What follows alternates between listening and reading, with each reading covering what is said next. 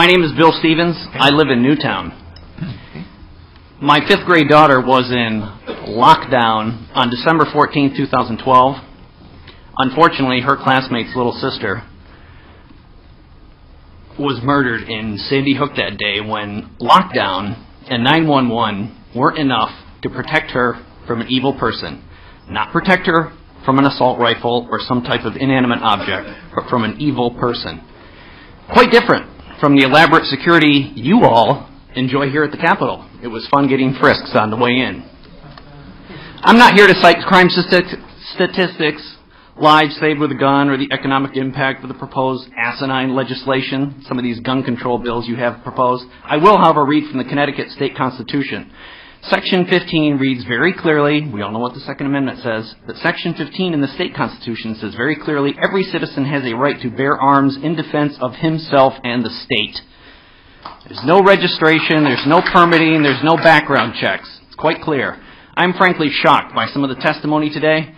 In case some here failed American history, there is something called the Constitution and the Bill of Rights and a process by which to amend it. The same goes for the state constitution. These rights are inalienable and endowed by our Creator, not you politicians, to all citizens regardless of gender, race, or creed. In order to limit the rights of individuals, there is something called due process, and legislation is not due process. You want to take my rights away? Let's go to court. And with regards to due process, the final report with all the facts on Sandy Hook will not likely be issued until this summer. It was stated clearly in the newspapers.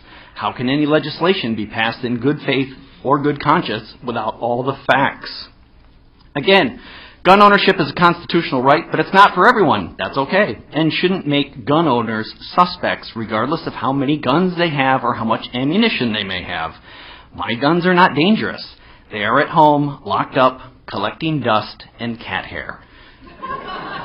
But criminals and tyrants especially, beware. Lockdown is not an option at the Stevens residence, and 911 will be dialed after the security of my home has been established. Why is that same security my daughter enjoys at home with her dad not available at school in Newtown? That is what you should be considering, not making her dad a criminal. Charlton Heston made the phrase, "from my cold dead hands," famous. And I will tell you here today, you will take my ability to protect my Victoria from my cold dead hands.